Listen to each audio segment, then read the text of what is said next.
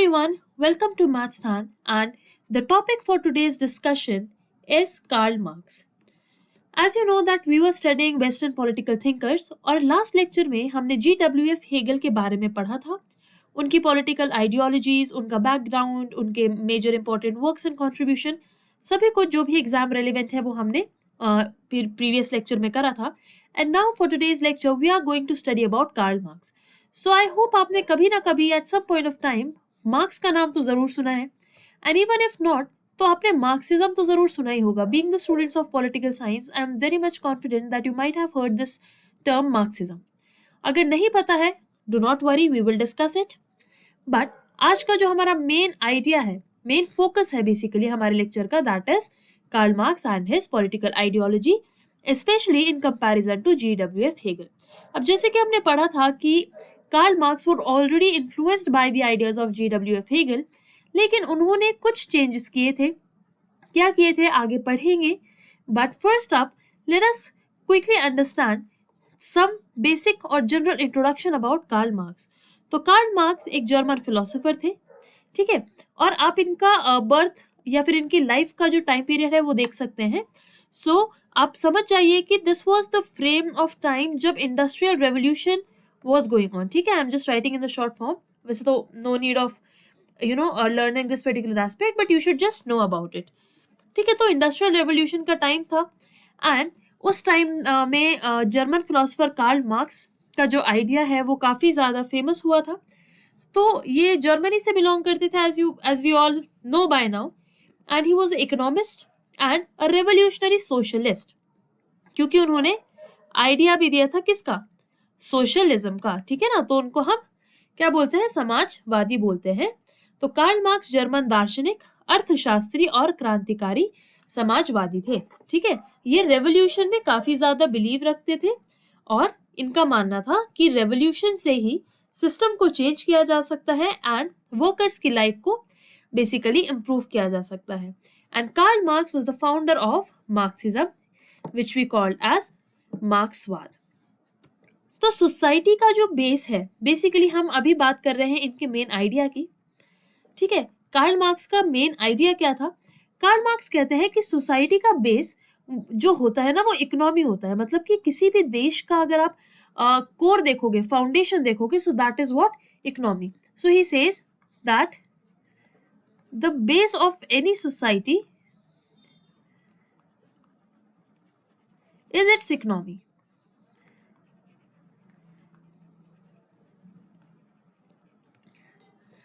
और वो कहते हैं कि इकोनॉमिक सिस्टम ही सब कुछ कंट्रोल करता है.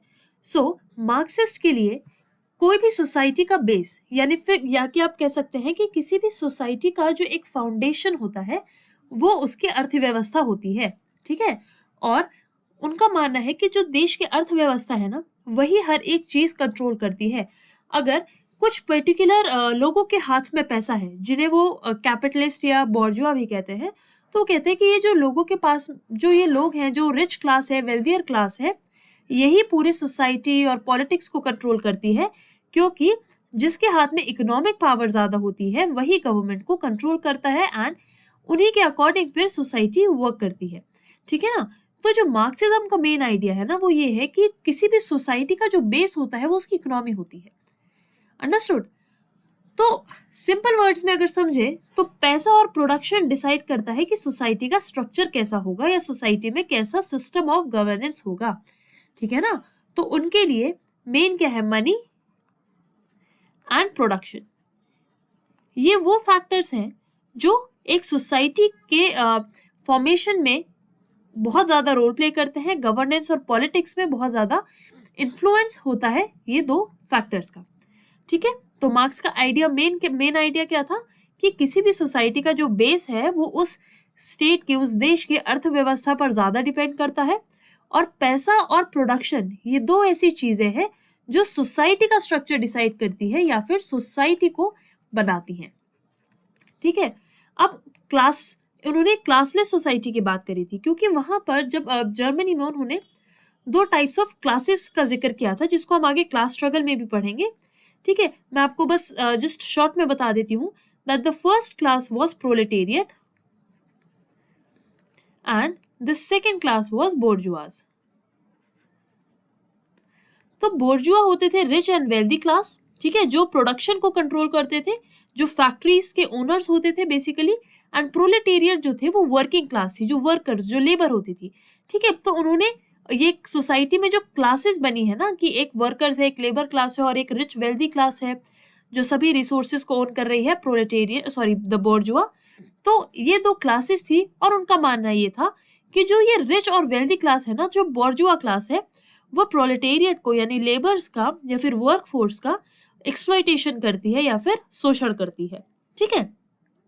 And then he used to say कि जो सभी वर्कर्स हैं उन सभी वर्कर्स को मिल करके एक प्रोटेस्ट करना पड़ेगा, क्रांति लानी पड़ेगी, और क्रांति के बाद इस्टेब्लिश करेंगे एक क्लासलेस सोसाइटी, यानी कि जहां पर कोई क्लासेस हो ही ना, किसी भी भेदभाव ना हो, जैसे कि अमीर और गरीब का फर्क ही खत्म हो जाए और कोई क्लास ना हो, और एक कैसा सिस्टम बनाया जाए, कम्युनिज्म, कम्युनिस्ट सिस्टम बनाया जाए। बेसिकली उन्होंने फिर कम्युनिज्म को प्रमोट किया, जिसका फाइनल स्टेज था सोशलिज्म, ठीक है। तो ये एक रफ और बेसिक आइडिया मैंने आपको दिया है मार्क्सिस्ट आइडियोलॉजी का, ठीक है। सबसे पहली चीज तो यही है कि मार्क्स का मानना था कि हर सोसाइटी का जो बेस होता है ना, जो फाउंडेशन होती है, जो किसी भी समाज की, किसी भी राज्य की जो नींव होती है, वो उसकी अर्थव्यवस्था होती है, ठीक है। एंड पैसा और प्रोडक्शन, ये दो चीजें ऐसी है जो गवर्नेंस, सोसाइटी, हर किसी चीज को कंट्रोल करती हैं। और सोसाइटी में इस इकोनॉमिक फैक्टर की वजह से दो मेन क्लासेस उन्होंने हमें दो मेन क्लासेस के बारे में बताया। एक थी प्रोलेटेरियट, जो वर्किंग क्लास थी, लेबर क्लास थी, जिनका शोषण होता आ रहा था, किसके द्वारा, सेकंड क्लास जो थी बर्जुआ। बोर्जुआ जो थे वो रिच वेल्दी क्लास थे, रिसोर्सेज और फैक्ट्रीज को ओन करते थे, ठीक है। तो ये उनका मानना था, और वो कहते थे कि जो प्रोलेटेरियट, जो वर्किंग क्लास का ये जो शोषण हो रहा है ना, इसको खत्म करने के लिए सभी वर्कर्स को रिवोल्ट करना पड़ेगा। और ये हमने पहले भी पढ़ा था कि उन्होंने कथन दिया था कि ऑल द वर्कर्स यूनाइट, है ना, सभी वर्कर्स एक साथ, एक इकट्ठा हो जाइए, है ना, यूनाइट हो जाइए, एक साथ आ जाइए। तो प्रोलेटेरियट और सभी वर्किंग क्लास मिलकर एक क्रांति लेकर के आएंगे और फिर एक क्लासलेस सोसाइटी को एस्टैब्लिश करेंगे, जिसे उन्होंने कहा कम्युनिज्म, ठीक है। और इस कम्युनिज्म का ही एक एडवांस्ड वर्जन है सोशलिज्म। तो आई होप आपको कार्ल मार्क्स का एक जनरल इंट्रोडक्शन, उनका मार्क्सिज्म का कॉन्सेप्ट, एक बेसिक आइडिया, आई होप आपको अब समझ में आ गया होगा, ठीक है। अब हम चलते हैं नेक्स्ट टॉपिक की तरफ, very very important, that is dialectical materialism. अब अगर इफ यू रिमेंबर, तो हमने हेगल का जब टॉपिक पढ़ा था ना, तो हमने उसमें भी एक डायलेक्टिकल मेथड के बारे में पढ़ा था, है ना, द्वंद्वात्मक भौतिकवाद। एंड डायलेक्टिकल मेथड जो हमने हेगल का पढ़ा था, वो डिफरेंट है मार्क्स से। कैसे, देखो समझते हैं। Marx adapted Hegel's dialectics but replaced ideas with material condition. अब ये जो हेगल का जो आइडिया था ना डायलेक्टिकल मेथड का, वो क्या था कि थीसिस होगा, यानी एक ओरिजिनल आइडिया होगा, फिर उसका एक ऑपोजिट आइडिया आएगा जिसे एंटीथीसिस कहा, और थीसिस और एंटीथीसिस चलता रहेगा जब तक एक समाधान पर नहीं पहुंचते, जिसको उन्होंने कहा सिंथेसिस, ठीक है। तो हेगल का जो डायलेक्टिकल मेथड था वो विचारों पर बेस्ड था, है ना। एक आइडिया आएगा, दैट इज थीसिस, फिर उसका एक ऑपोजिट आइडिया आएगा, और फिर दोनों को बैलेंस आउट करने के लिए एक सिंथेसिस आएगा, ठीक है। लेकिन मार्क्स ने उनका ये डायलेक्टिकल वाला एस्पेक्ट को तो एक्सेप्ट किया, लेकिन उन्होंने ये जो आइडिया का कॉन्सेप्ट है ना, इसको मटीरियल से कन्वर्ट कर दिया, ठीक है ना। मटीरियल में कन्वर्ट कर दिया, बेसिकली आप कह सकते हो मटीरियल से चेंज कर दिया। तो उन्होंने हेगल से ये आइडिया लिया, लेकिन उसको क्या किया, उसको चेंज कर दिया। अब हेगल के लिए, let me just right it down here, Hegel के लिए क्या जरूरी था, हेगल के लिए आइडियाज इंपॉर्टेंट थे, राइट, आइडियाज वर इंपॉर्टेंट, और मार्क्स के लिए मटेरियल ज्यादा इंपॉर्टेंट है। अब यहां पर मटेरियल क्या मतलब हुआ, मटेरियल का मतलब है इकोनॉमिक रियलिटी, ठीक है, अर्थव्यवस्था, क्योंकि वो खुद भी एक इकोनॉमिस्ट थे और उनका ये बहुत ज्यादा बिलीफ था। इनफैक्ट आई वुड से कि मार्क्सिज्म का जो मेन आइडिया है ना, that is revolving around economy only, ठीक है ना। अर्थव्यवस्था के इर्द गिर्द ही उनकी आइडियोलॉजी बेस्ड है। जो उन्होंने क्लास डिवीजन करी है ना, वो भी इकोनॉमिक के ही बेसिस पर है। तो मार्क्स के लिए मटीरियलिस्ट यानी कि इकोनॉमिक रियलिटी ज्यादा इंपॉर्टेंट है, ठीक है। और हेगल के लिए क्या इंपॉर्टेंट था? आइडियाज। तो मार्क्स ने डायलेक्टिक मेथड को यूज तो करा, मतलब एक्सेप्ट करा, अप्लाई करा, लेकिन आइडियाज वाला जो कॉन्सेप्ट था उसको मटेरियल कंडीशन से चेंज कर दिया, ठीक है ना। अब मैटर डिटरमाइंस कॉन्शियसनेस। अब देखो हुआ क्या कि जो मार्क्स है ना वो ये कहते हैं कि चेंजेस जो है वो आइडिया से नहीं बल्कि रियल लाइफ कंडीशन से होता है। तो हेगल तो कहते थे कि हर चीज जो है इंसान का जो है हिस्ट्री भी जो है वो आइडिया से डेवलप हो रही है और हिस्टोरिकली भी इंसान धीरे धीरे अपनी वैल्यू समझ रहा है और चेंज हो रहा है ना। तो हेगल के लिए तो जो बदलाव है वो आइडिया से आ रहा है, लेकिन मार्क्स कहते हैं कि चेंज आइडिया से नहीं आता है। जो बदलाव आ रहा है किसी भी समाज में वो आइडियाज की वजह से नहीं है बल्कि किस चीज की वजह से है? रियल लाइफ कंडीशन की वजह से चेंज आता है। अंडरस्टूड? रियल लाइफ चेंजेस की वजह से चेंजेस जो है वो रियल लाइफ कंडीशंस की वजह से बेसिकली चेंजेस आते हैं, ठीक है। अब अगर हम ये थीसिस एंटीथीसिस वाले कॉन्सेप्ट को अगर मार्क्स के एग्जाम्पल में इसको कन्वर्ट करके समझे तो कैसे होगा? सी, हम ये कह रहे हैं ना कि मार्क्स ने dialectics this concept of dialectics को एक्सेप्ट किया। तो ये एक्सेप्टेंस कहाँ से आई? मतलब हमें कहाँ नजर आ रहा है कि मार्क्स ने ये डायलेक्टिक्स को एक्सेप्ट किया फ्रॉम हेगल? तो यहां पर समझो, हेगल के लिए थीसिस होता था ओरिजिनल आइडिया, ठीक है। और थीसिस यानी जो ओरिजिनल आइडिया है वो आप मार्क्स के रेफरेंस में समझ सकते हैं, द कॉन्सेप्ट ऑफ कैपिटलिज्म, पूंजीवाद, ठीक है। उसके बाद दूसरा आता है उसका ऑपोजिट थॉट जो कि है एंटीथीसिस। तो एंटीथीसिस क्या है? कैपिटलिज्म का कॉन्फ्लिक्ट, ठीक है, कॉन्फ्लिक्ट ऑफ कैपिटलिज्म। अब सिंथेसिस यानी इन दोनों का जो एक समाधान है वो मार्क्स ने क्या बताया? उन्होंने बताया सोशलिज्म, ठीक है ना। तो मार्क्स ने ये जो कॉन्ट्राडिक्शन वाली चीज है ना डायलेक्टिक्स की, इसको एक्सेप्ट किया इन टर्म्स ऑफ कि ओरिजिनली अभी क्या फॉलो हो रहा है, ओरिजिनली क्या देख रहे हैं हम लोग? कैपिटलिज्म, ठीक है। ये फॉर्म ऑफ गवर्नमेंट देख रहे हैं जहां पर जो रिच एंड वेल्दी क्लास है वो एक्सप्लॉइट कर रही है हमारे जो वर्किंग क्लास है उसको। फिर उसका एंटीथेसिस यानी रेवोल्यूशन लाना, कैपिटलिज्म को हटाने की कोशिश करना, एक कॉन्फ्लिक्ट, ठीक है। अब उस कॉन्फ्लिक्ट का रेजोल्यूशन या फिर आप कह लो समाधान, सिंथेसिस मार्क्स ने क्या बताया? उन्होंने सिंथेसिस के रूप में बताया कॉन्सेप्ट ऑफ सोशलिज्म यानी सोशलिस्ट फॉर्म ऑफ गवर्नमेंट का आना।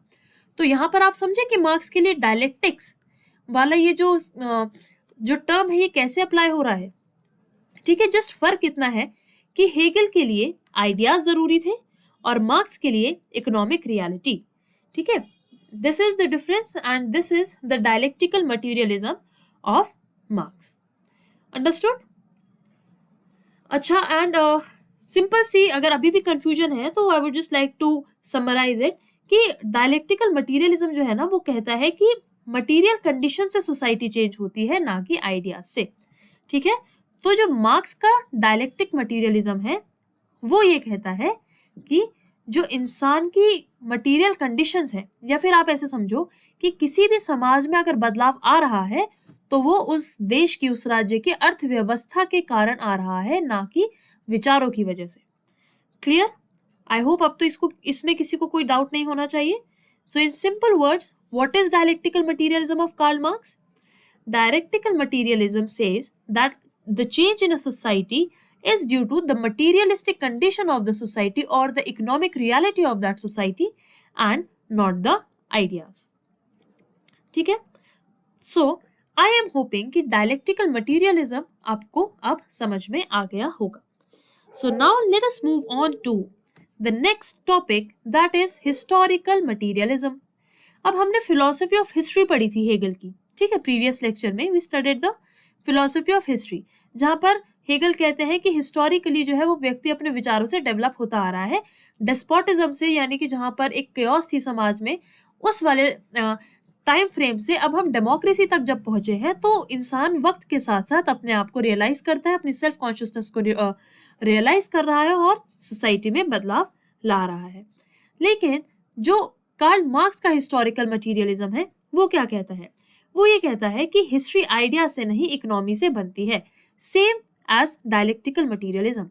तो मेन आइडिया जो है ना, जो मेन डिफरेंस है वो हेगल के लिए आइडियाज, मतलब हेगल के लिए हर जगह विचार मैटर कर रहे हैं, ठीक है, और मार्क्स के लिए हर जगह क्या मैटर कर रही है? Economic reality,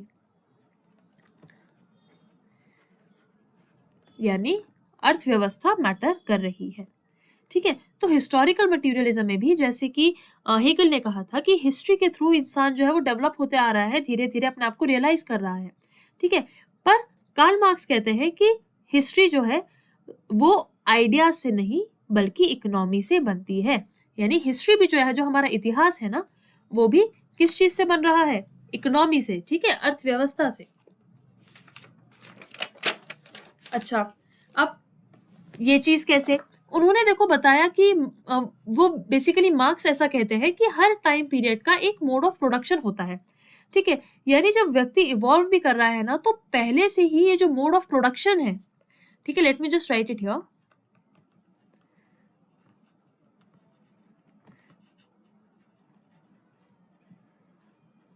mode of productions ये चेंज होते आ रहे हैं, ठीक है। हिस्ट्री में भी इकोनॉमी ही मैटर करती है और इतिहास भी हमारा किससे बना है? हिस्ट्री से, सॉरी, इकोनॉमी से बना है, अर्थव्यवस्था से बना है। इकोनॉमिक स्ट्रक्चर्स जो हिस्ट्री जो है वो इकोनॉमिक स्ट्रक्चर्स के थ्रू डेवलप हुई है, ठीक है। और वो ये कहते हैं कि हर टाइम पीरियड का एक मोड ऑफ प्रोडक्शन होता है, जैसे उन्होंने अलग अलग स्टेजेस दी थी हिस्टोरिकल मटीरियलिज्म में।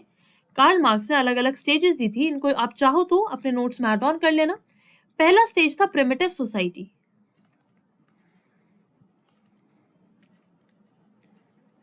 प्रिमिटिव सोसाइटी यानी जब इंसान जो है वो एक नया वी कैन से, जिसको हम केवमैन बोलते हैं ना, प्रिमिटिव सोसाइटी थी जहां पर हंटिंग एंड गैदरिंग वाला जो एक टाइम फ्रेम था उसको बोला जाता है कि प्रिमिटिव सोसाइटीज होती थी, ठीक है।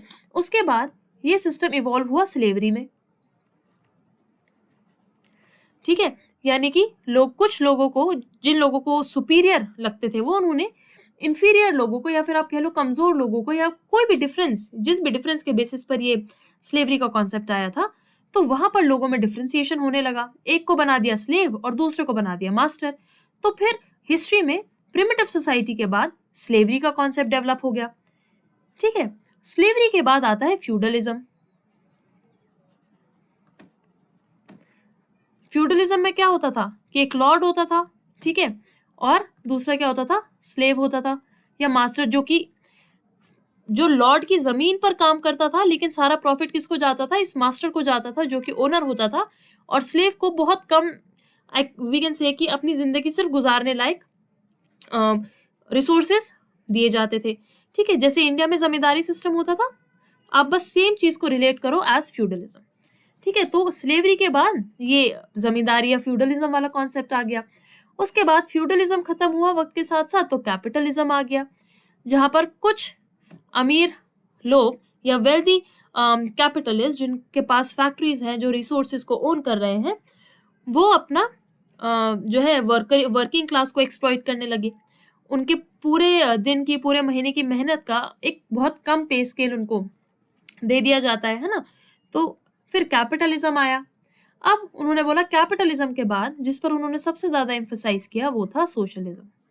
कार्ल मार्क्स के अकॉर्डिंग ये एक आइडियल फॉर्म ऑफ गवर्नमेंट थी जहां पर रिसोर्सेज जो है वो स्टेट ओन करती है, या फिर एक बेसिकली जो रिसोर्सेज होते हैं वो डिस्ट्रीब्यूटेड होते हैं, ठीक है, किसी एक पावर के हाथ में या किसी कुछ वेल्दी रिच क्लासेस के हाथ में नहीं होते, ठीक है। तो हिस्टोरिकल मटेरियलिज्म यही कहता है कि हिस्ट्री जो है वो अपने आप को इकोनॉमिक स्ट्रक्चर्स के थ्रू डेवलप करती आई है, मोड ऑफ प्रोडक्शन चेंज होते आए हैं, और उसी से इतिहास बना है, ना कि विचारों से, ठीक है ना। जैसे क्या हीगल ने कहा था कि आइडिया से हिस्ट्री नहीं बनती बल्कि इकोनॉमिक रियलिटी से, इकोनॉमिक स्ट्रक्चर से इतिहास बनता है, ठीक है। क्या एलिमेंट्स है हिस्टोरिकल मटेरियलिज्म के? पहला है फोर्सेस ऑफ प्रोडक्शन, ठीक है ना। उसके बाद है रिलेशन ऑफ प्रोडक्शन, यानी कि कैसा रिलेशन है, जैसे कि हमने फ्यूडलिज्म स्लेवरी में देखा कि कैसा रिलेशन है प्रोडक्शन का एंड जो प्रोडक्ट या फिर जो सर्विस आप ले रहे हो, क्या रिलेशन है उसका। और फिर उन्होंने बोला कि इन दोनों के बीच का जो कॉन्फ्लिक्ट है वो बदलाव लेकर के आता है, यानी फोर्सेस ऑफ प्रोडक्शन और उस फोर्सेस ऑफ प्रोडक्शन में जो लोग इन्वॉल्व हैं उनका आपसी संबंध कैसा है, उत्पादन का संबंध कैसा है, यानी एक रिसोर्स ओनिंग फैक्ट्री ओनर और उसके वर्कर्स के बीच का संबंध कैसा है। फिर इन दोनों के बीच में जब कॉन्फ्लिक्ट होगा उससे बदलाव आएगा। ठीक है, तो ये थे कुछ की एलिमेंट्स। क्या क्या है main? Forces of production and relations of production, और इन दोनों के बीच का conflict will lead to changes. तो डायलेक्टिकल मटेरियलिज्म क्या था? डायलेक्टिकल मटेरियलिज्म ये कहता है कि चेंज जो है वो सिर्फ आइडिया से नहीं आते हैं, ठीक है, रियल लाइफ कंडीशन से या फिर इकोनॉमिक रियलिटी की वजह से चेंजेस आते हैं। ठीक है, ये था डायलेक्टिकल मटेरियलिज्म, जहां मटेरियल या फिर इकोनॉमिक रियलिटी ज्यादा मैटर करती है ना कि आइडियाज। और फिर हिस्टोरिकल मटेरियलिज्म का भी यही कॉन्सेप्ट है कि जो हिस्ट्री है वो खुद को इकोनॉमिक स्ट्रक्चर पर बेस्ड खुद को चेंज करती आई है, ना कि विचारों पर बेस्ड। ठीक है ना, तो ये मेन डिफरेंस है कि हेगल के लिए क्या जरूरी थे? हमेशा ideas. Historical differences, historical changes का रीजन भी आइडियाज थे। ठीक है, और यहाँ पर मार्क्स के लिए अर्थव्यवस्था, इकोनॉमिक कैरेक्टर्स जो है वो, इकोनॉमिक फैक्टर्स जो है वो रिस्पॉन्सिबल है सोसाइटी में चेंज के लिए। सो आई होप आपको डायलेक्टिकल मटेरियलिज्म और हिस्टोरिकल मटेरियलिज्म दोनों ही कॉन्सेप्ट अब क्लियर हो गए होंगे। मोड ऑफ प्रोडक्शन की कुछ स्टेजेस जो कार्ल मार्क्स ने बताई थी वो ये है। ठीक है, आप लोग इनको याद रख सकते हैं for your exam. Now let us move on to the next, that is the class struggle. अब क्लास स्ट्रगल का क्या मतलब है? As I have already told you कि कार्ल मार्क्स के लिए मेन क्या था? Economic system. ठीक है, and the time frame of Karl Marx was the time of industrial revolution, जहां पर इंडस्ट्रियल रेवोल्यूशन जो स्टार्ट होकर अपनी पीक पर आ चुका था उस टाइम पर। ठीक है, तो कार्ल मार्क्स ने क्या चीज देखी? उन्होंने क्लास स्ट्रगल देखा और उनको लगा कि there are two classes based on economic system. Again, अब जैसे इंडिया में जो वर्ग थे अलग अलग, वो तो आप कह सकते हो कि रिलीजन बेस्ड थे, है ना। जो वर्ना सिस्टम इंडिया में जो प्रचलित था या अभी भी आप कह सकते हो कहीं ना कहीं है, वो that was based on religion. तो इंडिया में तो जो क्लासेस हैं those are based on religion. ठीक है, लेकिन जर्मनी में, या फिर आप कह सकते हैं कि कार्ल मार्क्स के टाइम पीरियड के दौरान ये जो डिफरेंसेस थे, जो उन्होंने क्लासेस बनाई है ना, वो इकोनॉमिक सिस्टम पर बेस्ड क्लासेस बनाई है।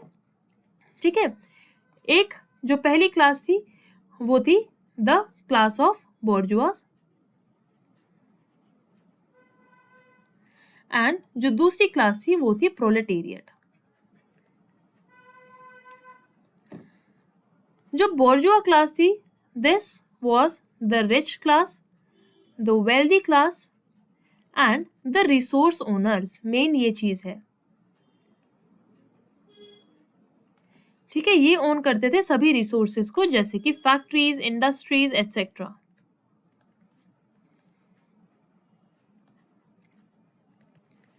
तो बोर्जुआस क्या थे? जो अमीर क्लास थी, जिनके पास रिसोर्सेज थे। ठीक है, उसके बाद जो दूसरी क्लास थी वो थी proletariat. These were basically what? Poor, labour class, और you can say working class. ठीक है, तो this was the working class जो फैक्ट्रीज में वर्क करते थे। एंड कार्ल मार्क्स बिलीव्ड कि जो बोर्जुआस हैं ये एक्सप्लॉइट कर रहे हैं किसको? प्रोलेटेरिएट को, शोषण कर रहे हैं प्रोलेटेरिएट का। क्योंकि स्टूडेंट्स, जब इंडस्ट्रियल रेवोल्यूशन का जब टाइम था, सो उस दौरान जब फैक्ट्रीज वगैरह बनी थी और मास प्रोडक्शंस होना शुरू हुए थे, तो उस टाइम पर जो वर्किंग कंडीशंस थी ना लोगों की, दैट वर वर्स।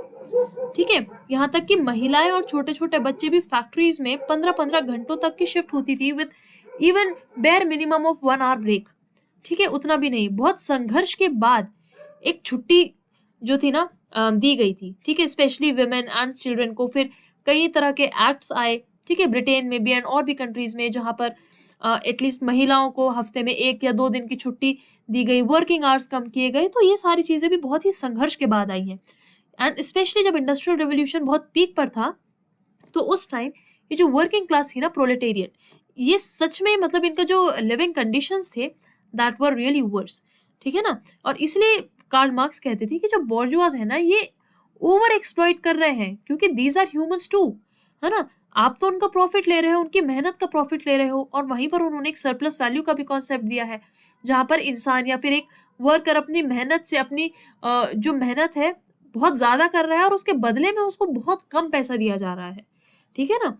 तो वर्किंग कंडीशंस ही इंडस्ट्रियल रेवोल्यूशन के टाइम पर इस प्रकार की थी कि वो सच में किसी भी व्यक्ति को जो है एक चिंता में डाल दे कि हाउ दिस इज हैपनिंग। अब तो हम ये चीज कह सकते हैं, but at that time this practice was very much relevant, and the working condition in factories and industries were really worse even for children and for women, ठीक है। तो अब कार्ल मार्क्स का कॉन्सेप्ट क्या है? कार्ल मार्क्स कहते हैं कि जो हिस्ट्री है ना, वो स्ट्रगल है बिटवीन क्लासेस, वर्ग संघर्ष का इतिहास। तो हिस्ट्री क्या है? हिस्ट्री एक संघर्ष है बिटवीन क्लासेस, ठीक है। और उन्होंने जैसे कि ये पहले स्टेजेस में बताया कि हर टाइम पीरियड में ना ये रिलेशन रहा है, चाहे वो प्रिमिटिव सोसाइटी हो, स्लेवरी आई तो वहां पर भी लॉर्ड एंड ये मास्टर्स एंड स्लेव्स का कॉन्सेप्ट आया। फ्यूडलिज्म में भी सेम चीज हुई कि एक जमींदार है और एक फिर वो वर्कर है जो काम करेगा। कैपिटलिज्म में भी बस फर्क इतना हुआ कि खेतों से हट करके हम इंडस्ट्रीज में आ गए, है ना। तो उन्होंने ये चीज कही कि जो इतिहास है वो वर्ग संघर्ष का ही है पूरी तरह। आप हिस्ट्री के किसी भी टाइम में जाकर के देख लो, आपको यही चीज दिखेगी कि feudal Lord versus serves, serves होते थे वर्कर्स, ठीक है ना, slaves masters and the slaves, ठीक है। तो वो कहते थे कि हिस्ट्री में भी, हिस्ट्री जो है वो वर्ग संघर्ष ही है, ठीक है। तो क्लास स्ट्रगल जो है वो उनका यही है। और फिर कार्ल मार्क्स कहते हैं कि एक दिन ये सभी वर्किंग क्लास को क्या करना पड़ेगा? क्रांति लानी पड़ेगी, रिवोल्ट करना पड़ेगा, विद्रोह करना पड़ेगा बोर्जुआज का, सरकार का। और एक सरकार को या स्टेट को हटा करके आप एक क्लासलेस और एक स्टेटलेस सोसाइटी बनाओगे,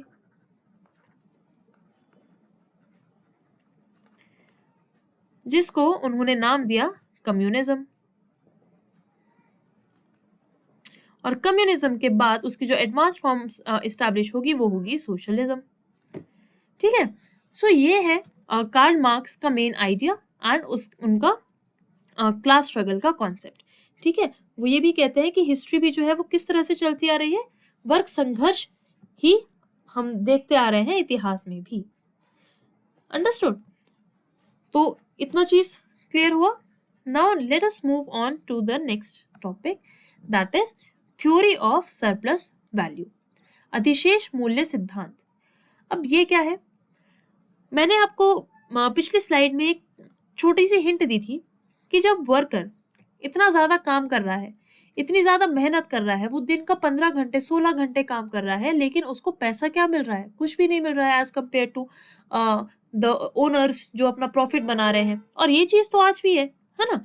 ये तो हर कॉर्पोरेट में आप कह लो यही चीज तो फॉलो हो रही है। तो वो क्या कहते हैं कि वर्कर्स जो है वो बहुत ज्यादा प्रोड्यूस कर रहे हैं देन दे आर पेड। श्रमिक जितना उत्पादन करते हैं उससे कम मजदूरी पाते हैं, ठीक है। और एक्स्ट्रा वैल्यू, ये जो सारा प्रॉफिट है, ये चला जाता है कैपिटलिस्ट क्लास को। और इससे फायदा किसको मिल रहा है? कैपिटलिज्म को। इसलिए कार्ल मार्क्स जो थे ना, वो पूंजीवाद के सख्त खिलाफ थे, ठीक है। वो कहते थे इस पूंजीवाद के सिस्टम को ही जड़ से उखाड़ कर फेंकना पड़ेगा, क्रांति लानी पड़ेगी, वर्कर्स को जो है रिवोल्ट करना पड़ेगा, एंड देन ओनली क्या होगा भाई, समाज में बदलाव आएगा, है ना। सोसाइटी एक जिसे हम कह सकते हैं एक आइडियल सोसाइटी, एक आदर्श सोसाइटी बनेगी जब रिसोर्सेस सभी के पास बराबरी से डिस्ट्रीब्यूट होंगे और कोई भी ऐसा नहीं होगा जो सारे रिसोर्सेस पर अधिकार रखे। Am I clear to you? So this is the thing that I wanted to explain you.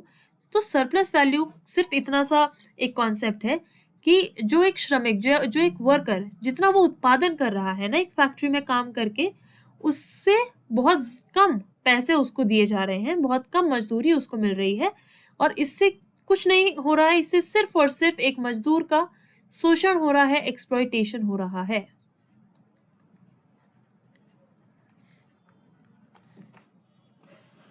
Understood? So this was all about theory of surplus value. देखो ये हो सकता है कि ये नाम आपको बहुत ज़्यादा हेवी लगे in terms of being a theory, तो ये हो सकता है कि आपको बड़ा कंफ्यूजिंग भी लगे और हो सकता है कि आपको बहुत ज़्यादा ऐसा लगे कि यार बड़ा हेवी सा नाम है। बट इन रियलिटी इसका कॉन्सेप्ट जो है वो उतना ही सिंपल है। सरप्लस का मतलब होता है एक्स्ट्रा, ठीक है? तो सिंपल सी चीज़ जो उन्होंने ये कही आप समझेंगे थ्योरी ऑफ सरप्लस वैल्यू किस तरह से, कि भाई जितना एक मजदूर काम कर रहा है, जितना एक वर्कर काम कर रहा है, उसकी मेहनत के अकॉर्डिंग उसको पैसा नहीं दिया जा रहा। इनफैक्ट जितना उत्पादन वो कर रहा है उसका सभी का सभी जो प्रॉफिट है वो सारा प्रॉफिट कैपिटलिस्ट को जा रहा है, और इससे सिर्फ और सिर्फ कैपिटलिज्म मजबूत हो रहा है। ना तो लोगों की जिंदगी सुधर रही है, ना लोग एक्स्ट्रा पैसा कमा पा रहे हैं जितना वो डिजर्व करते हैं एटलीस्ट अपनी मेहनत के अकॉर्डिंग, ना तो वो पैसा कमा पा रहे हैं, ठीक है? और ये चीज़ एक्सप्लॉयटेशन लेकर के आती है, और ये चीज़ एक क्लास स्ट्रगल के रूप में जो है बहुत ज़्यादा एस्केलेट हो गई है, और इससे समाज में इनजस्टिस होती है, अन्याय हो रहा है कार्ल मार्क्स के अकॉर्डिंग, ठीक है ना? तो ये था theory of surplus value, very simple, nothing complicated और कॉम्प्लेक्स, ठीक है? तो I hope this theory of surplus value is also clear to all of you, ठीक है ना? बहुत सिंपल होती है बट कुछ कुछ चीज़ें ऐसी हैं कि हमें ना सुनने में बहुत ज़्यादा डिफिकल्ट लगती है, बहुत ज़्यादा ऐसा लगता है कि यार ये पता नहीं क्या आइडिया होगा, क्या थ्योरी है ये, बट जब आप उसको पढ़ते हो ना, तो जब आप उसके सिर्फ बेसिक कोर आइडिया को पकड़ते हो तो आपको फिर रियलाइज होता है कि यार ये तो it's very simple to understand, isn't it? तो there is nothing difficult, nothing to get panicked about. ये जो टर्म्स है ना, जैसे हमने फेलिसिलिक कैलकुलस पढ़ा था, ठीक है? तो कुछ कुछ ऐसी टर्म्स हैं जो कई बार आपको ट्रिक कर सकती हैं, पर अगर आपको उनके जो पीछे का जो एक कॉन्सेप्ट है ना वो समझ में आ जाए तो फिर आपको चीज़ें और काफ़ी आसान लगने लगेंगी, ठीक है ना? तो after this theory of surplus value let us now move on to the concept of alienation, ठीक है? अब एलियनेशन क्या है? एलियनेशन का मतलब क्या है? एलियन होना मतलब क्या? एलियन होना मतलब अनजान होना, ठीक है? विमुखता जिसे आप कह सकते हो, कि आप अनजान हो, आपको नहीं पता कि आप क्या कर रहे हो, आप जो ये कर रहे हो इससे हो क्या रहा है बेसिकली। सिर्फ आपको इतना पता है कि आपको पैसा दिया जा रहा है इस एक पर्टिकुलर चीज को करने के लिए। Here we are talking about the workers working in a factory, workers working in a factory, तो इनकी बात हो रही है अभी, ठीक है? और उसी के कॉन्टेक्स्ट में एलियनेशन का कॉन्सेप्ट दिया था कार्ल मार्क्स ने, ठीक है? उन्होंने बोला कि जो वर्कर्स है ना वो एलियनेट हो चुके हैं, वो अनजान हो चुके हैं, वो विमुख हो गए हैं, ठीक है? किस चीज से? प्रोडक्ट से। उन्हें नहीं पता कि वो कौन सा प्रोडक्ट बना रहे हैं, क्योंकि जब वो बहुत बड़ी बड़ी फैक्ट्रीज में काम कर रहे हैं तो कहीं ना कहीं उन्हें मटेरियल का हो सकता है आइडिया हो, कुछ मशीनें कैसे ऑपरेट करनी है उसका आइडिया हो, लेकिन एक्चुअली में वो क्या प्रोडक्ट बना रहे हैं वो एक वर्कर को, एक साधारण वर्कर को जो सिर्फ रोज एक रोबोट की तरह आकर के एक ही पर्टिकुलर काम कर रहा है, उसको नहीं पता, है ना? तो यही कहते हैं वो कि एक जो वर्कर है वो एलियनेट हो चुका है अपने प्रोडक्ट से, ठीक है? दूसरी चीज वो कहते हैं किससे एलियनेटेड है एक वर्कर? प्रोसेस से, कार्य से। अब उस वर्कर को ये भी नहीं पता कि वो काम क्या कर रहा है, टू बी वेरी एग्जैक्ट, है ना? अब जैसे कि being a teacher, I know that I am teaching here, ठीक है? बीइंग अ स्टूडेंट आपको पता है कि आप पढ़ाई कर रहे हो। अब अगर हमें या आपको एक फैक्ट्री में भेज दिया जाए, हमें कुछ नहीं पता कि यहाँ पर क्या प्रोडक्शन होना है, क्या है, बस हमें इतना पता है कि at the end of the month हमें इतनी सैलरी मिल जाएगी और हमें बस रोज जाना है और एक ही चीज करनी है, चाहे वो एक कन्वीनियंट बेल्ट पर सामान को पैक करना है या फिर मशीन को ऑपरेट करना है, बस हमें सिर्फ यही पता है कि ये हमारा काम है, हम इतना करना है। पर जो एक वर्कर है वो पूरा प्रोसेस क्या चलाया जा रहा है किसी फैक्ट्री में, इंडस्ट्री में, उससे अनजान है। जो एक छोटा सा सेगमेंट उसको दे दिया गया है, बस वो रोज जाकर एक रोबोट की तरह बस उसमें दिन से रात काम करता है, दैट इज इट। तो कार्ल मार्क्स कहते हैं कि एक जो वर्कर है ना वो एलियनेट हो चुका है, वो अनजान हो चुका है, वो उस इंसान को ये भी नहीं मालूम कि वो क्या प्रोडक्ट बना रहा है, किस चीज के उत्पादन में वो काम कर रहा है, क्या वो काम कर रहा है, किस प्रोसेस में वो इन्वॉल्व है, वो भी उस वर्कर को नहीं पता। तो वो उससे भी एलियनेट हो चुका है, यानी अनजान हो चुका है, विमुख हो चुका है। उसके बाद सबसे इंपॉर्टेंट पॉइंट वो कहते हैं कि वो व्यक्ति स्वयं से भी विमुख हो चुका है, एलियनेटेड फील करता है, वो ये भी नहीं जानता कि मेरा अस्तित्व एक्चुअली क्या है, बस उसको ये पता है। मतलब कार्ल मार्क्स के time, I am telling you ना बेटा, वो टाइम जो था पीक इंडस्ट्रियल रेवोल्यूशन का था, and at that time conditions of workers was really really bad. वो तो इतने सारे एक्ट्स आए, इतनी सारी चीजें सुधार हुई है ना वर्कर्स के लिए, फैक्ट्री में काम करने वाले लोगों के लिए, वो तो बहुत बाद में ये चीजें आई है, बहुत संघर्ष के बाद एक वर्कर को उसके राइट्स दिए गए। पर पहले सच में एक्सप्लॉयटेशन की तरह काम करवाते थे, है ना, बहुत बुरी वर्किंग कंडीशंस के अंडर जो है मेल फीमेल्स और बच्चों को काम करना पड़ता था। तो ये कहते हैं कार्ल मार्क्स, जब क्योंकि कार्ल मार्क्स उस समय में, मतलब वो समय उन्होंने जिया है, राइट। अब हम तो उनके विचारों को जस्ट पढ़ रहे हैं, तो हम ये कह रहे हैं कि ठीक है उन्होंने ये कहा ये कहा ये कहा, बट कार्ल मार्क्स ने उस चीज के ऊपर अपनी स्टडी को बेस किया जो उन्होंने अपने आसपास ऑब्जर्व किया। और उन्होंने ये ऑब्जर्व किया कि जब एक वर्कर एक इंडस्ट्री में, एक फैक्ट्री में काम करने जा रहा है ना, तो वो खुद से भी एलियनेट हो गया है ना। उसे खुद भी नहीं पता कि मैं किस प्रोसेस का मैं हिस्सा हूँ, क्या प्रोडक्ट का मैं उत्पादन कर रहा हूँ, ठीक है। तो वो खुद से ही बड़ा अनजान सा हो गया है। आई यू गेटिंग माई पॉइंट? कि बस इंसान को ये पता है सुबह उठना है, काम पर जाना है, रात को आकर सो जाना है, फिर सुबह उठकर सेम काम पर जाना है। तो एक स्टैग्नेंट सी जिंदगी जिसे कहते हो, स्टैग्नेंट भी नहीं पर एक बहुत ही एक सिमिलर सी लाइफ हो गई है, जिसमें एक व्यक्ति ना तो अपने आप का ख्याल कर पा रहा है, ना अपने लाइफ को एंजॉय कर पा रहा है। वो सिर्फ और सिर्फ कैपिटलिस्ट के हाथों एक्सप्लॉइट हो रहा है और अपने आप को भी पूरी तरह भूल चुका है, ठीक है। एंड उसके बाद वो कहते हैं कि एक व्यक्ति सोसाइटी से, समाज से भी एलियनेट हो चुका है। Meaning what? कि समाज से भी जो वो व्यक्ति है वो खुद को अनजान महसूस कर रहा है, क्योंकि वक्त ही नहीं है ना।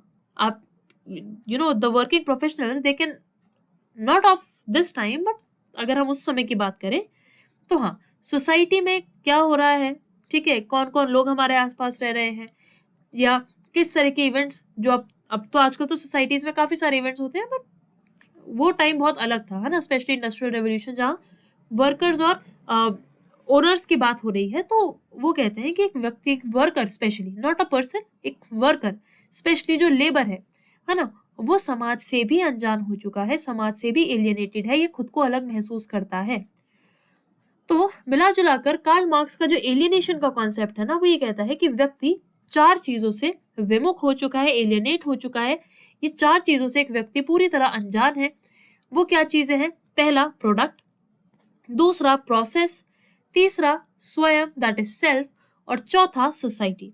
एंड ही ऑल्सो सेज कि कैपिटलिज्म डीह्यूमनाइजेस वर्कर, यानी पूंजीवाद मानवता को कम करता है, क्योंकि ऑब्वियसली अब एक इंसान को, एक लेबर को अपने आप से ही वो दूर होता जा रहा है, वो अपने समाज से दूर हो गया है, रोज उसे 15-16 घंटा काम करना है एक फैक्ट्री में जा करके। तो इसीलिए कार्ल मार्क्स ने बोला कि जो पूंजीवाद है इसने मानवता को ही कम कर दिया है। कोई लेबर अपनी लाइफ को ना एंजॉय कर रहा है, ना उसको रेस्ट का टाइम है, ठीक है।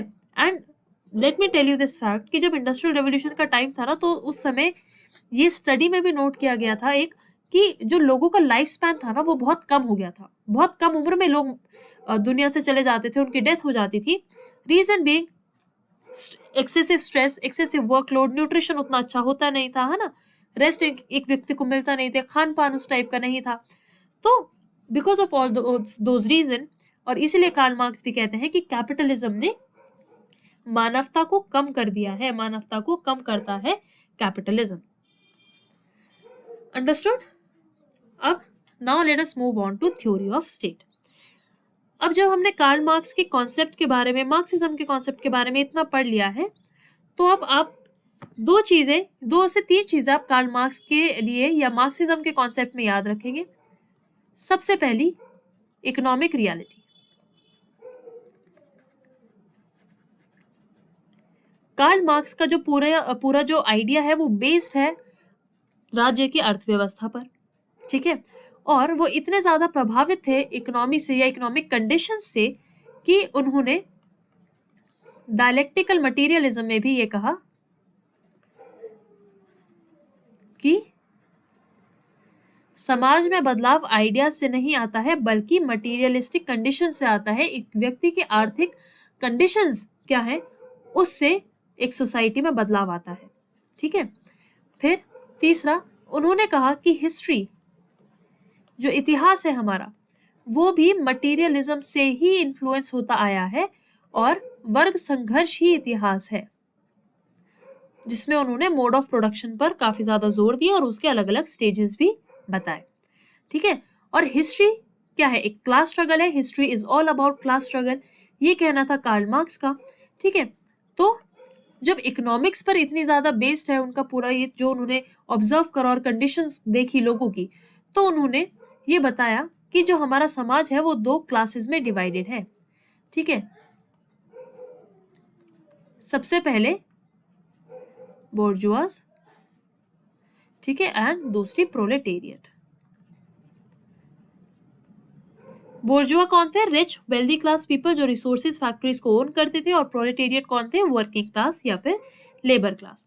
ठीक है, तो एक क्लास बेस्ड सोसाइटी आप कह सकते हो, क्लास बेस्ड सोसाइटी। उसके बाद कार्ल मार्क्स कैपिटलिज्म के दुश्मन कह लो या फिर कह सकते हो कि कैपिटलिज्म के पूरी तरह से खिलाफ थे। इस जहां भी आप देख लो ना ये वर्ड क्लास स्ट्रगल और कैपिटलिज्म के अगेंस्ट में होना, आप मार्क्स का नाम सबसे पहले लिख सकते हो। ठीक है, ये क्लास स्ट्रगल का जो कॉन्सेप्ट है वो इतना ज्यादा स्ट्रांग है मार्क्सिज्म में that everywhere whenever you study marks आप यही चीज देखोगे कि वो कैपिटलिज्म के विरुद्ध थे हर जगह हर चीज में। और इस क्लास वाली जो सोसाइटी थी ना जहां पर लोग बटे हुए हैं अमीर और गरीब में, वर्कर्स और मास्टर सॉरी ओनर्स में, इसको भी वो पूरी तरह खत्म करना चाहते थे। ठीक है, उसके बाद रेवोल्यूशन, क्रांति लाना उनके लिए बहुत जरूरी था, और ये क्रांति कौन लेकर के आएगा, वर्कर्स लेकर के आएंगे। ठीक है, एंड स्थापना करना एक क्लासलेस और स्टेटलेस सोसाइटी को, जिसको उन्होंने कहा कम्युनिज्म, और जो आगे जाके पूरी तरह डेवलप हो जाएगी सोशलिज्म में। ठीक है, तो ये 6 से 7 पॉइंट्स में आप मार्क्स को समराइज कर सकते हैं। अब ये एक छोटा सा रिवीजन भी हो गया, प्लस आपको इंपॉर्टेंट पॉइंटर्स पता चल गए कि जब आप कार्ल मार्क्स को पढ़ रहे हो तो आपको किन किन चीजों को मालूम रखना है। ठीक है, थ्योरी ऑफ स्टेट, अब देखो थ्योरी ऑफ स्टेट क्या कहती है, वो कहते हैं कि स्टेट जो है वो क्लास डोमिनेशन का ही एक इंस्ट्रूमेंट है। यानी कि हर जगह देखो आपको कार्ल मार्क्स के आइडिया में हर जगह ना ये वर्ड दिखेगा, class struggle, class, class domination, classless society. ठीक है, हिस्ट्री भी उनके लिए क्लास स्ट्रगल था। तो वो कहते हैं कि राज्य शोषण का उपकरण है। अब क्योंकि देखो क्या होता है ना, जिसके हाथ में पैसा होता है वो ज्यादा इन्फ्लुएंशियल होता है। ठीक है, और सरकार भी उन्हीं की सुनती है। आप कैपिटलिज्म में देख लो या फिर अगर आप इंडिया का भी केस देखो तो जो हमारे देश की जो गवर्नेंस है उसमें भी जो ये रिच क्लास है ना, ये अंबानीज अडानीज, इनका काफी रोल है। आपने कई बार ऑब्जर्व करा होगा हमारे रिस्पेक्टेड प्राइम मिनिस्टर जो है वो इन जो ये आई वुड से जो बिलियनियर्स है ना, इनकी पार्टीज में, इनकी शादियों में, इनके इनविटेशन पर आपको कई बार नजर आए होंगे। ठीक है, तो उन कार्ल मार्क्स ये चीज कहते थे कि जो डोमिनेट करने वाली क्लास है ये वही क्लास है जो कैपिटलिस्ट है, जो वर्कर्स का शोषण करते हैं।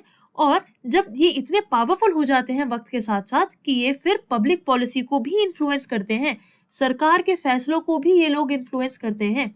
ठीक है, सो ये वाली चीज है कि और यही चीज कार्ल मार्क्स ने बोली कि जो राज्य है ना ये एक इंस्ट्रूमेंट है क्लास डोमिनेशन का। ठीक है, क्योंकि राज्य में भी क्या है, राज्य में भी वही लोग जाते हैं भाई जो बहुत पावरफुल होते हैं।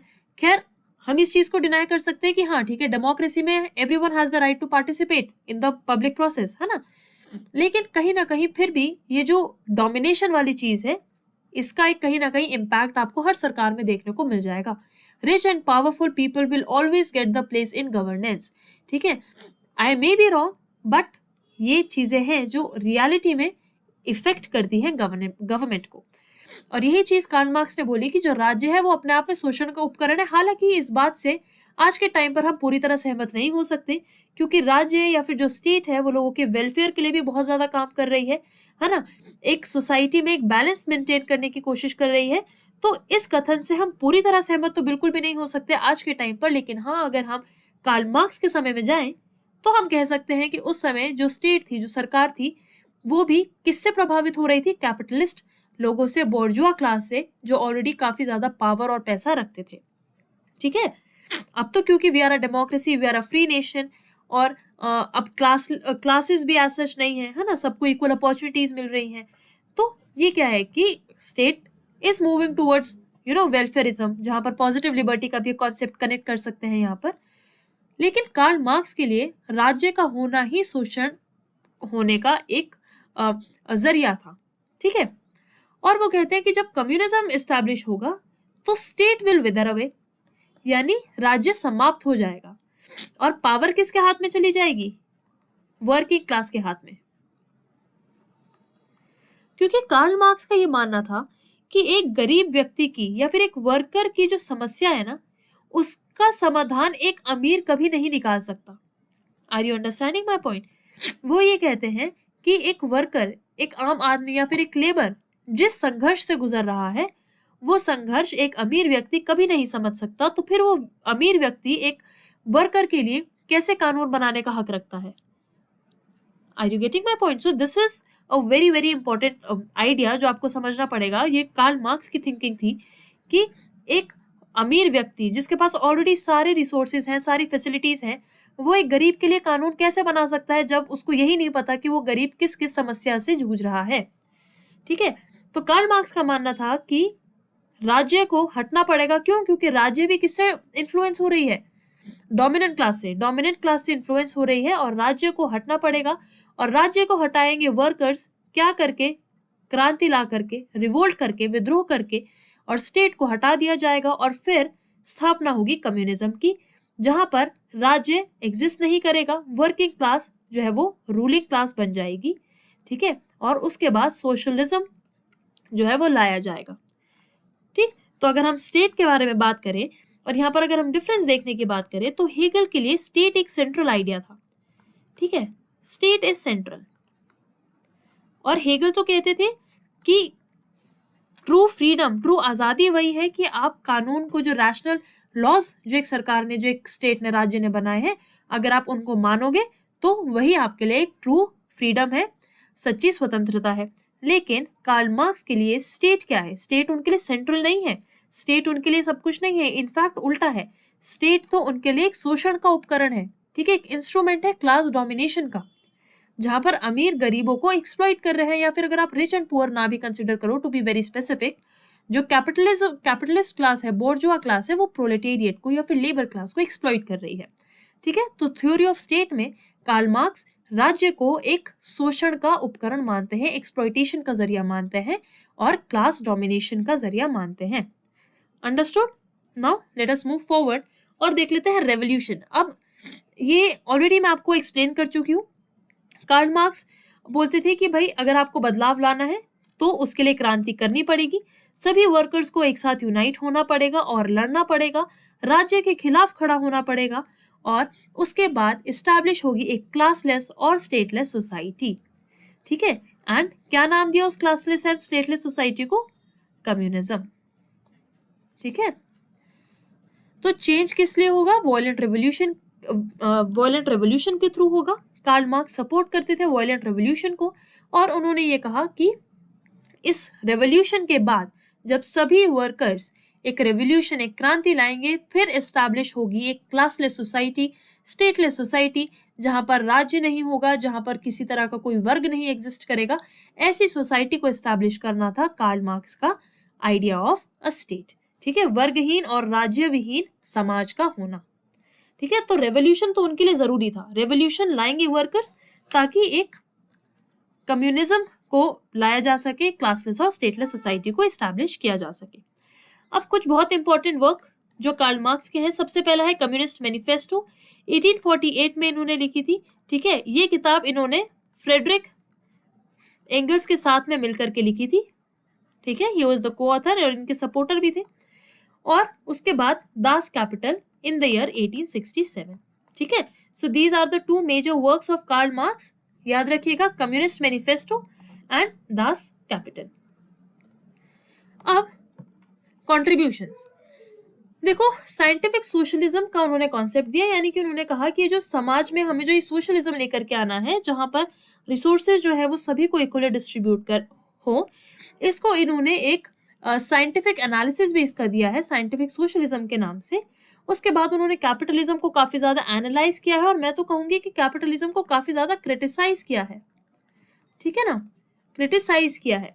और कार्ल मार्क्स का जो विचार था ना, जो उनकी आइडियोलॉजी थी, इसका इम्पैक्ट बहुत ग्रेट था, ठीक है। मतलब इट वाज ग्लोबल, इन्होंने, कार्ल मार्क्स ने एक तरह से वर्ल्ड की पॉलिटिक्स को ही चेंज कर दिया था। पूरे दुनिया का एक नजरिया वो पैसे से और रिच वेल्दी क्लास से शिफ्ट हो गया था वर्किंग एंड लेबर क्लास पे, ठीक है ना। तो उन कार्ल मार्क्स का जो इन्फ्लुएंस है ना, वो ग्लोबल पॉलिटिक्स, पॉलिटिकल मूवमेंट पे और ग्लोबल पॉलिटिक्स पर भी बहुत ज्यादा रहा है, क्योंकि जो कॉन्सेप्ट आया ना सोशलिज्म का, इंडिया इज ऑल्सो व्हाट हम लिखते हैं ना प्रियम्बल में, India is a socialist democratic Republic, sovereign socialist democratic Republic. तो हम भी एक आप कह सकते हैं कि जवाहरलाल नेहरू भी सोशलिज्म से बहुत बहुत ज्यादा इन्फ्लुएंस थे। माओ जेडोंग जो चाइना में कम्युनिस्ट पार्टी लेकर के आए, वो भी ये सोशलिज्म से, कम्युनिज्म से बहुत ज्यादा इन्फ्लुएंस थे, ठीक है। फिर दूसरी तरफ लेनिन कम्युनिज्म से बहुत ज्यादा इन्फ्लुएंस थे, बहुत ज्यादा प्रभाव पड़ा कार्ल मार्क्स को, और इसीलिए पॉलिटिकल साइंस में ये कार्ल मार्क्स का नाम जो है ना, this is such a big name, ठीक है। So these were certain contribution of Karl Marx. अब कुछ आलोचना, डेफिनेटली। सबसे पहला, इकोनॉमिक सेंट्रिक, इकोनॉमिक डिटर्मिनिज्म, अत्यधिक आर्थिक दृष्टिकोण, यानी कि हर चीज को इकोनॉमी से रिलेट करा, है ना। As I have already told you कि डायलेक्टिकल मटीरियलिज्म में भी उन्होंने बोला कि भाई बदलाव जो है समाज में इकोनॉमी की वजह से आता है, आर्थिक चीजों की वजह से आते, तो उनका हर आइडिया जो था वो इकोनॉमिक्स पर ही बेस्ड था, हर राज्य की अर्थव्यवस्था पर ही बेस्ड था। इनफैक्ट उनका कोर आइडिया भी यही था कि समाज जो है वो डिपेंड करती है कि उसके राज्य का अर्थव्यवस्था कैसी है। तो बहुत ज्यादा उन्होंने आर्थिक दृष्टिकोण रखा, ये इनकी आलोचना बनी। उसके बाद failure of predicted revolution in advanced society, ठीक है। अब उन्होंने क्या करा कि वो इस चीज को अंदाजा नहीं लगा पाए कि जो एडवांस सोसाइटी है, जो ऑलरेडी डेवलप हो चुकी है, वहां पर किस तरह से रेवोल्यूशन आ सकता है, ठीक है ना। तो there was a failure of predicted revolution in advance society, और इन्होंने कल्चर्स और आइडियाज को इग्नोर किया, कहीं ना कहीं लोगों का कल्चर कैसा है, संस्कृति और विचारों की भूमिका को बहुत कम आंका, क्योंकि इनका जो मेन जो क्रिटिसिज्म है वो ये कि इनकी जो पूरी की पूरी जो एक विचारधारा है वो आर्थिक चीजों पर ज्यादा डिपेंड करती है, अर्थव्यवस्था पर ज्यादा डिपेंड करती है, इकोनॉमिक्स पर ज्यादा डिपेंड करती है, ठीक है। तो ये है इनका कुछ क्रिटिसिज्म। अब चलते हैं कुछ प्रीवियस ईयर क्वेश्चंस की तरफ, और these questions will be related to both Hegel and Marx, ठीक है, क्योंकि हेगल हमने अपने पिछले लेक्चर में कवर किया है, हालांकि उसके कुछ क्वेश्चंस हैं जो अब हम प्रैक्टिस करेंगे। So first question is, according to Hegel freedom is realised in, Hegel के अनुसार स्वतंत्रता कहाँ प्राप्त होती है, फैमिली में, सिविल सोसाइटी में, स्टेट में, या फिर रिलीजन में।